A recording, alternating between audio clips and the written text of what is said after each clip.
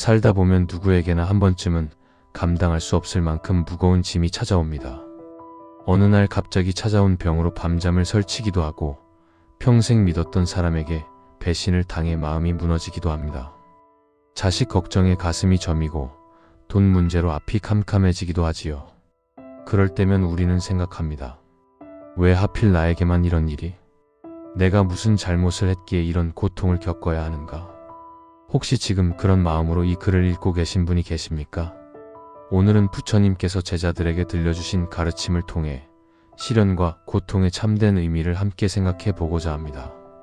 고통은 우리를 무너뜨리려고 오는 것이 아닙니다. 시련은 우리를 벌주려고 찾아오는 것이 아니지요.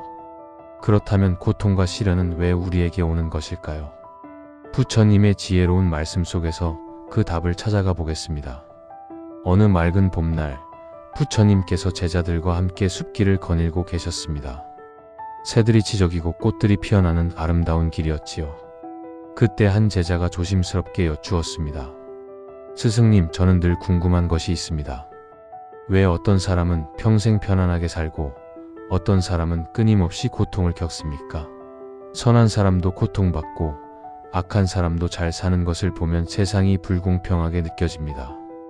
제자의 목소리에는 오랜 시간 품어왔던 의문이 담겨 있었습니다. 부처님께서는 걸음을 멈추시고 길가에 핀 들꽃을 가리키셨습니다. 저 꽃을 보거라. 햇빛을 받는 꽃도 있고 그늘에 가려진 꽃도 있느니라. 그렇다면 햇빛을 받는 꽃이 선택받은 것이고 그늘진 꽃은 버림받은 것이더냐? 제자는 잠시 생각하다가 대답했습니다. 아닙니다, 스승님. 그것은 단지 그 꽃이 자리한 위치의 차이일 뿐입니다. 부처님께서 고개를 끄덕이시며 말씀하셨습니다. 그렇느니라. 고통도 마찬가지니라. 고통은 벌이 아니요 선택받지 못한 표시도 아니니라. 고통은 그저 삶의 한 부분이요 누구에게나 찾아오는 것이니라. 부처님께서는 계속 말씀을 이어가셨습니다. 그대는 빗물을 보았느냐? 빗물은 높은 산에도 내리고 낮은 계곡에도 내리느니라. 부자의 집에도 내리고 가난한 자의 집에도 내리지. 빗물이 어느 집을 가려서 내리느냐? 그렇지 않습니다, 스승님. 고통도 그러하니라. 고통은 부자에게도 가난한 자에게도 젊은이에게도 늙은이에게도 현자에게도 어리석은 자에게도 똑같이 찾아오느니라. 다만 그것을 받아들이는 마음이 다를 뿐이니라. 제자는 고개를 숙이고 깊이 생각에 잠겼습니다. 그날 저녁 제자들이 모여 앉아 스승님의 말씀을 곱씹고 있을 때였습니다. 또 다른 제자가 물었습니다. 스승님의 말씀은 이해하겠습니다만 그렇다면 우리가 선행을 쌓는 이유는 무엇입니까? 고통이 누구에게나 온다면 선한 삶을 살아도 의미가 없는 것 아닙니까? 부처님께서 부드럽게 미소 지으시며 대답하셨습니다. 어리석은 생각이로다. 빗물이 모두에게 내린다고 해서 우산을 준비하지 않겠느냐? 겨울이 누구에게나 온다고 해서 옷을 준비하지 않겠느냐? 아닙니다, 스승님. 선행을 쌓는 것은 고통을 피하기 위함이 아니니라. 고통이 왔을 때 그것을 견딜 수 있는 마음의 힘을 기르기 위함이니라. 마치 몸이 튼튼한 사람이 추위를 더 잘 견디듯 마음이 튼튼한 사람이 고통을 더 잘 견디느니라. 그날 밤 달빛이 고요히 대지를 비추고 있었습니다. 제자들은 스승님의 말씀을 가슴 깊이 새기며 잠자리에 들었습니다. 며칠이 흘렀습니다. 어느 이른 아침 부처님께서 제자들과 함께 마을로 탁발을 나가셨습니다. 마을 입구에서 한 농부가 논에서 일하는 모습이 보였습니다. 그의 등은 구부정했고 얼굴에는 깊은 주름이 패여 있었지요. 부처님께서 걸음을 멈추시고 제자들에게 말씀하셨습니다. 저 농부를 보거라. 그는 매일 새벽부터 저녁까지 논에서 일하느니라. 허리는 아프고 손은 거칠어지지. 이것이 고통이 아니겠느냐? 제자들이 고개를 끄덕였습니다. 그때 마을의 부잣집에서 큰 소리가 들려왔습니다. 창문 너머로 한 남자가 하인들을 호통치는 모습이 보였습니다. 그의 얼굴은 붉게 상기되어 있었고 목소리는 분노로 떨리고 있었지요. 부처님께서 다시 말씀하셨습니다. 저 부자를 보거라. 그는 많은 재산을 가졌으나 마음은 늘 불안하니라. 더 많이 가지려 하고 가진 것을 잃을까 두려워하지. 이것 또한 고통이 아니겠느냐? 제자들은 조용히 듣고 있었습니다. 부처님께서 계속 걸으시며 말씀을 이어가셨습니다. 그대들은 고통이 모두 같다고 생각하느냐? 한 제자가 조심스럽게 대답했습니다. 아닙니다, 스승님. 농부의 고통과 부자의 고통은 다른 것 같습니다. 그렇느니라. 고통에는 여러 얼굴이 있느니라. 몸의 고통이 있고 마음의 고통이 있느니라. 가난의 고통이 있고 풍요의 고통이 있느니라. 이름의 고통이 있고 어둠의 고통도 있느니라. 제자들은 깊이 생각에 잠겼습니다. 스승님, 그렇다면 어떤 고통이 더 큰 고통입니까? 부처님께서 잠시 멈추시고 하늘을 바라보셨습니다. 물 한 방울이 연못에 떨어지면 작은 파장을 만들고 바위가 떨어지면 큰 파장을 만드느니라. 그러나 연못이 고요하면 작은 파장도 금방 사라지고 연못이 흔들리면 큰 파장은 더 오래 남느니라. 스승님의 말씀은 고통의 크기는 고통 그 자체에 있지 않고 그것을 받아들이는 마음에 있느니라. 마음이 고요한 사람에게는 큰 고통도 작게 느껴지고 마음이 흔들리는 사람에게는 작은 고통도 크게 느껴지느니라. 그날 오후 부처님과 제자들은 한 우물가에 앉아 쉬고 계셨습니다. 마침 마을에 한 노파가 물을 기르러 왔습니다. 그녀의 얼굴에는 평온함이 깃들어 있었습니다. 한 제자가 노파에게 물었습니다. 할머니는 늘 이렇게 평안해 보이십니다. 고통이 없으신가요? 노파가 웃으며 대답했습니다. 젊은이, 고통이 없는 사람이 어디 있겠소? 나는 일찍 남편을 여의었고 자식들은 모두 먼 곳으로 떠났소. 몸은 늙어 여기저기 아프고 가진 것이라곤 이 낡은 옷 한 벌뿐이요.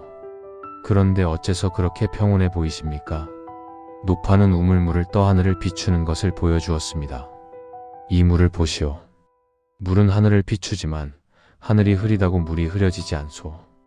물은 달을 비추지만 달이 기울다고 물이 기우는 것도 아니오. 나는 고통을 거부하지 않고 그저 흘러가게 두오. 부처님께서 고개를 끄덕이시며 제자들에게 말씀하셨습니다. 저 노파의 말을 들었느냐? 지혜로운 자는 고통을 피하려 하지 않고 고통과 함께 살아가는 법을 배우느니라. 어느 여름날 부처님께서 제자들과 함께 큰 나무 아래 앉아 계셨습니다. 날씨는 무더웠고 제자들은 땀을 닦으며 더위를 피하고 있었습니다. 그때 한 제자가 물었습니다. 스승님, 고통은 왜 존재합니까?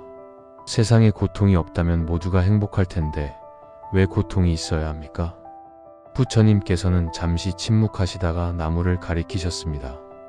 이 나무를 보거라. 이 나무는 얼마나 큰가? 매우 큽니다, 스승님. 이 나무가 처음부터 이렇게 컸겠느냐? 아닙니다. 작은 씨앗에서 시작했을 것입니다. 그렇느니라. 그런데 그대는 아느냐? 이 씨앗이 싹을 틔우기 위해서는 딱딱한 껍질이 깨져야 한다는 것을. 그 과정은 씨앗에게 고통이니라. 또한 뿌리가 땅속 깊이 내려가려면 단단한 흙을 뚫어야 하느니라. 그것 또한 고통이지. 제자들은 나무를 올려다보며 귀를 기울였습니다. 나무가 크려면 바람을 견뎌야 하고 비를 맞아야 하고 추위를 이겨내야 하느니라. 만약 이 모든 것을 피하고 온실 속에서만 자란다면 나무는 약해지고 쉽게 쓰러지느니라. 그렇다면 고통은 성장의 다른 이름이니라. 고통이 없으면 성장도 없느니라. 쉬운 삶만 사는 사람은 약한 나무와 같아서 작은 바람에도 쓰러지느니라. 그날 저녁 한 제자가 다시 여쭈었습니다. 스승님, 그렇다면 우리는 고통을 기뻐해야 합니까? 부처님께서 고개를 저으셨습니다. 기뻐할 필요는 없느니라. 다만 이해하면 되느니라. 약을 먹을 때 그 쓴맛을 기뻐하지는 않지만 병을 낫게 한다는 것을 알기에 받아들이지 않느냐? 그렇습니다, 스승님. 고통도 그러하니라. 고통은 쓰디 쓴 약과 같으니라. 그 맛은 괴롭지만 우리를 더 강하고 지혜롭게 만드느니라. 부처님께서는 멀리 석양을 바라보시며 말씀을 이어가셨습니다. 옛날에 한 대장장이가 있었느니라. 그는 최고의 칼을 만들기로 유명했지. 어느 날 제자가 물었느니라. 스승님, 어떻게 하면 그렇게 훌륭한 칼을 만들 수 있습니까? 이 대장장이가 대답했느니라. 칼을 불에 달구고 망치로 두드리고 찬물에 담그느니라. 이 과정을 수없이 반복하지. 제자가 다시 물었느니라. 그렇게 하면 쇠가 고통스럽지 않습니까? 이 대장장이가 웃으며 말했느니라. 그 고통이 쇠를 강철로 만드느니라. 제자들은 조용히 스승님의 말씀을 새겼습니다. 사람도 그러하니라. 고통의 불에 달궈지고 시련의 망치로 두드려지고 슬픔의 물에 담가지면서 단단해지느니라. 그렇게 해서 비로소 진정으로 강한 사람이 되느니라. 계절이 바뀌어 가을이 왔습니다. 부처님께서 제자들과 함께 산길을 오르고 계셨습니다. 낙엽이 떨어지고 바람은 차가웠습니다. 한 제자가 넘어져 무릎을 다쳤습니다. 피가 흐르고 통증이 왔습니다. 부처님께서 걸음을 멈추시고 제자를 돌아보셨습니다. 아프냐? 예, 스승님. 많이 아픕니다. 그 아픔을 거부하느냐, 받아들이느냐? 제자는 잠시 자신의 마음을 살폈습니다. 거부하고 있었습니다. 스승님, 왜 내가 넘어졌을까? 조심하지 못한 내가 한심하다는 생각을 하고 있었습니다. 부처님께서 제자의 상처를 씻어주시며 말씀하셨습니다. 그대는 지금 두 가지 고통을 겪고 있느니라. 하나는 넘어져서 생긴 몸의 고통이고 다른 하나는 스스로를 탓하는 마음의 고통이니라.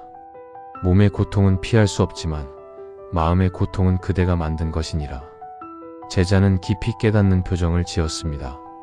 스승님, 그렇다면 고통이 올 때 어떻게 해야 합니까? 부처님께서 하늘을 나는 새를 가리키셨습니다. 저 새를 보거라. 새는 하늘의 흔적을 남기지 않느니라. 날아가면 그뿐이지. 고통도 그렇게 대하거라. 고통이 오면 그것을 느끼되 붙잡지 말거라. 고통이 가면 그것을 보내주되 미련을 남기지 말거라. 제자들은 모두 귀를 기울였습니다. 부처님께서 계속 말씀하셨습니다. 사람들은 고통을 만나면 세 가지 잘못을 범하느니라. 첫째, 고통을 거부하며 왜 나에게만? 이라고 묻느니라. 둘째, 고통을 붙잡고 계속 곱씹으며 더 크게 키우느니라. 셋째, 고통을 남과 비교하며 저 사람은 나보다 덜 아프다고 생각하느니라. 한 제자가 물었습니다. 그렇다면 올바른 방법은 무엇입니까? 첫째, 고통을 인정하거라. 이것이 고통이구나 하고 받아들이거라. 둘째, 고통을 관찰하거라. 이 고통은 어디서 오는가, 무엇을 말하는가 살피거라. 셋째, 고통을 놓아주거라. 이것도 지나가리라 믿고 기다리거라. 부처님께서는 길가에 핀 국화를 가리키셨습니다. 저 국화를 보거라. 국화는 서리를 맞고 찬바람을 견디며 피어나느니라. 하지만 국화는 원망하지 않느니라. 왜 나는 따뜻한 봄에 피지 못하고 추운 가을에 피는가? 라고 묻지 않느니라. 그저 주어진 계절에 최선을 다해 피어날 뿐이니라. 제자들은 국화를 바라보았습니다. 우리도 국화처럼 살아야 하느니라.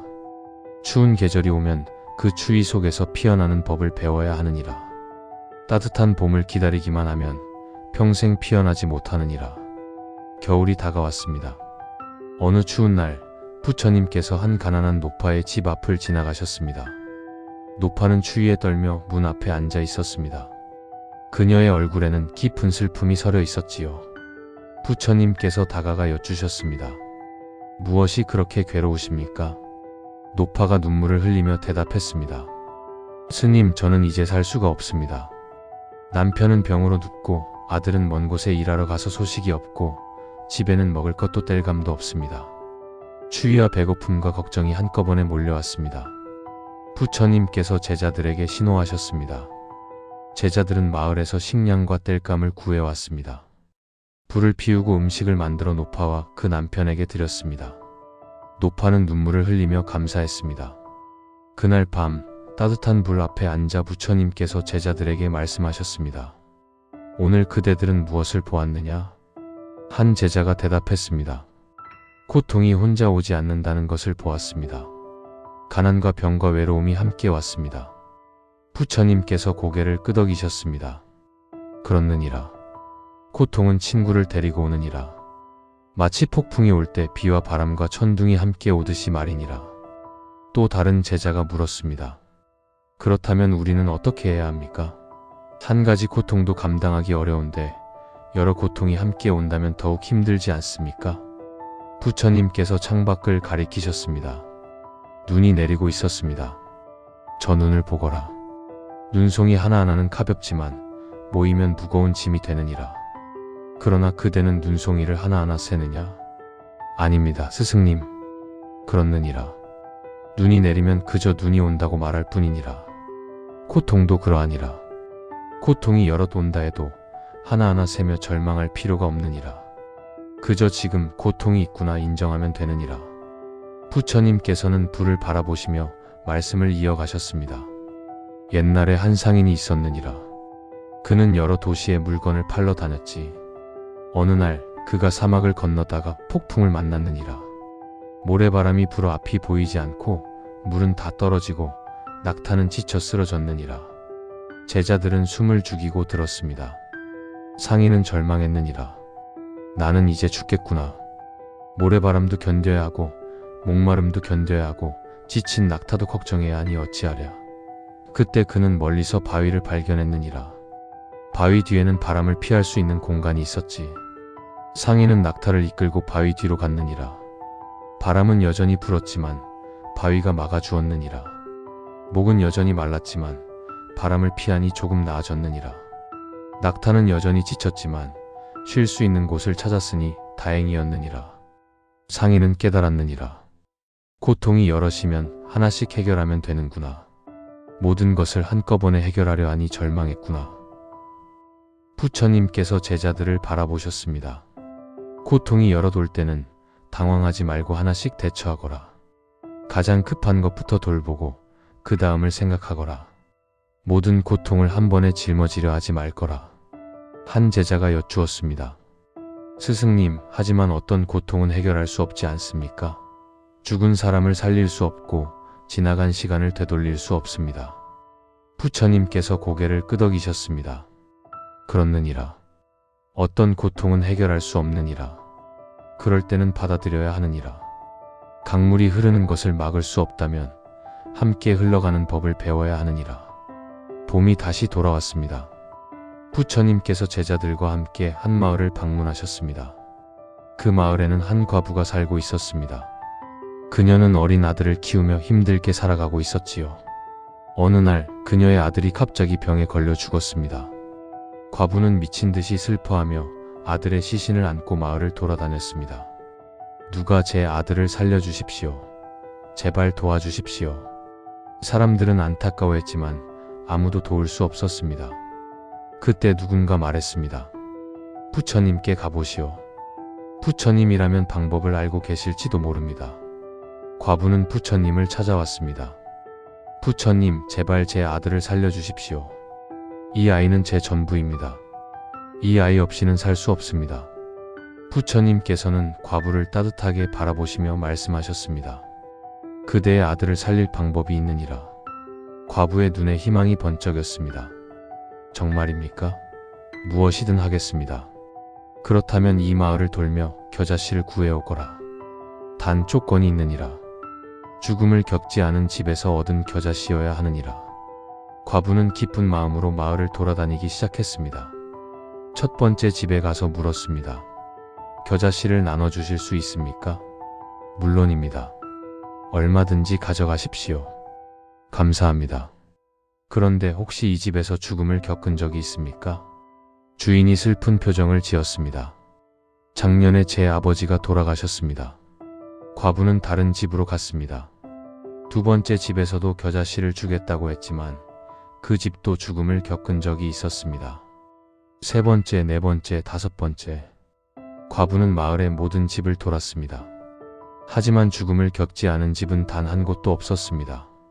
해가 저물 무렵 과부는 지친 몸으로 부처님께 돌아왔습니다. 부처님, 저는 겨자씨를 구하지 못했습니다. 죽음을 겪지 않은 집이 없었습니다. 부처님께서 부드럽게 말씀하셨습니다.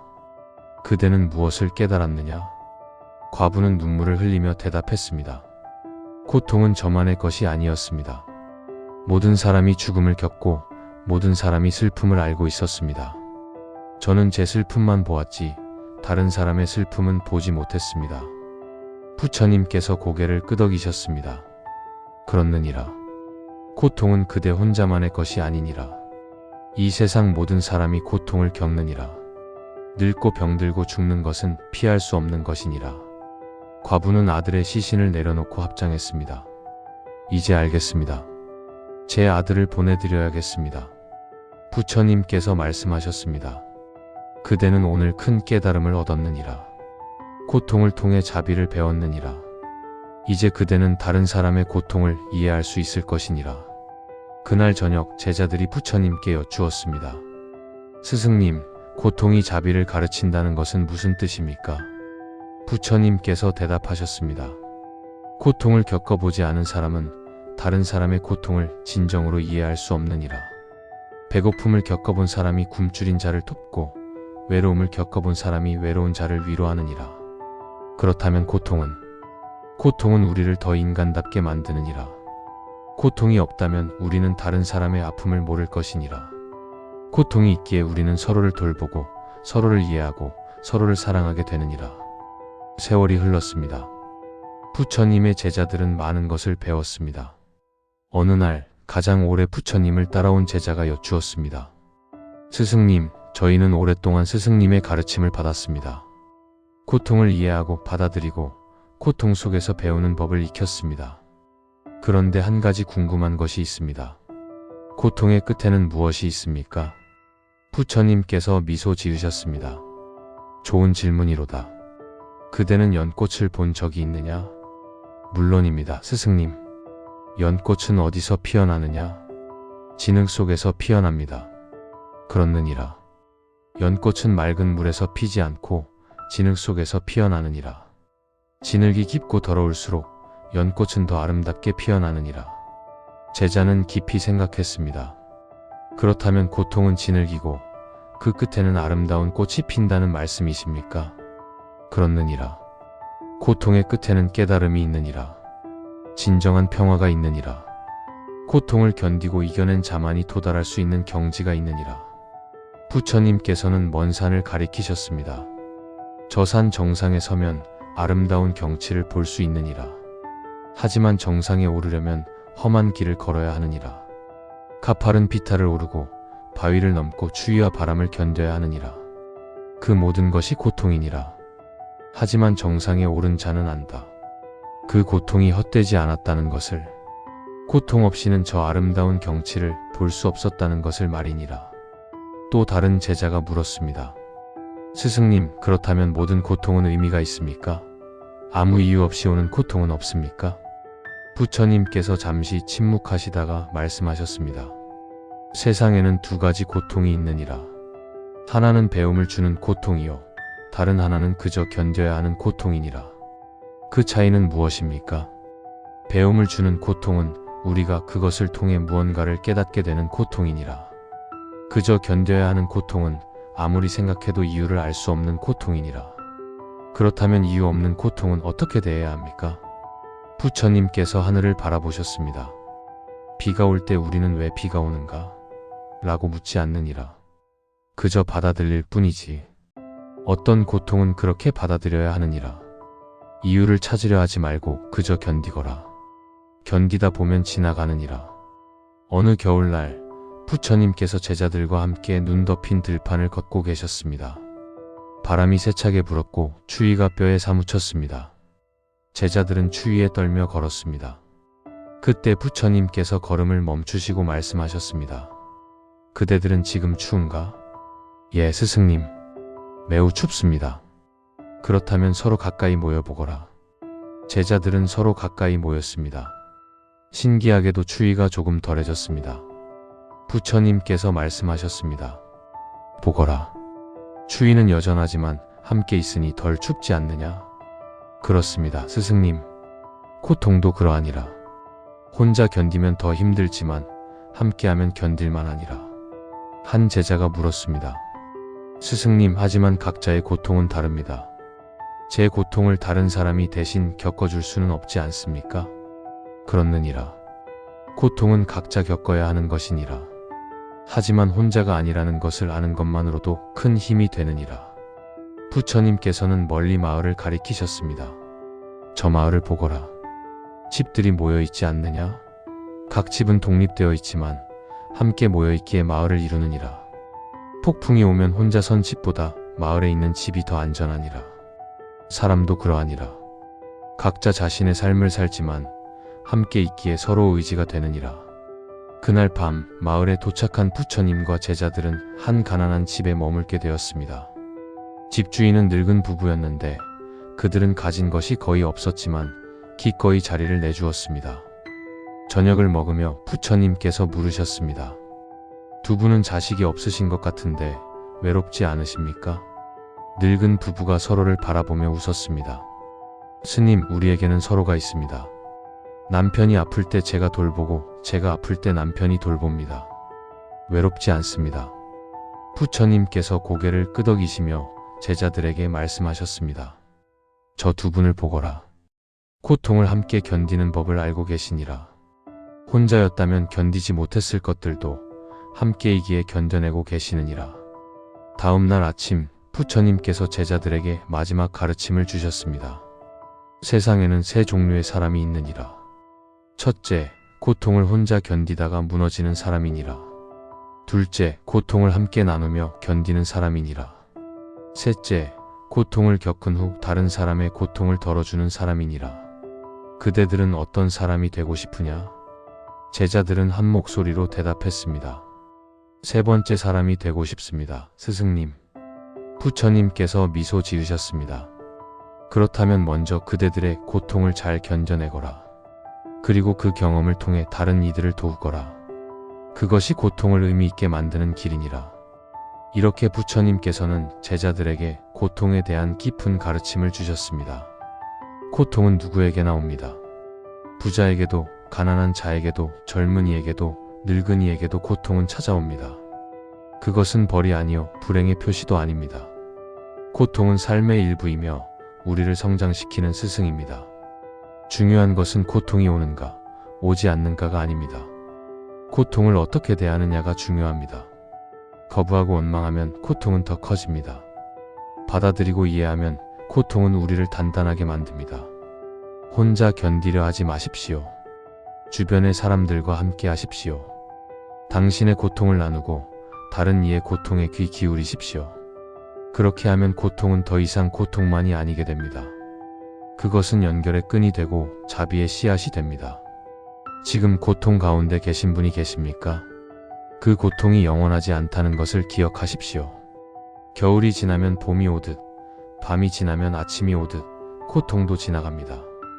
진흙 속에서 연꽃이 피어나듯 고통 속에서 지혜가 피어납니다. 가파른 산을 오른 자만이 아름다운 정상의 경치를 보듯 고통을 견딘 자만이 진정한 평화를 알게 됩니다. 부처님께서 말씀하셨습니다. 고통은 피할 수 없느니라. 하지만 고통 속에서 무엇을 배우고 어떻게 성장하느냐는 그대의 선택이니라. 오늘 이 가르침이 여러분의 마음에 작은 위로가 되기를 바랍니다.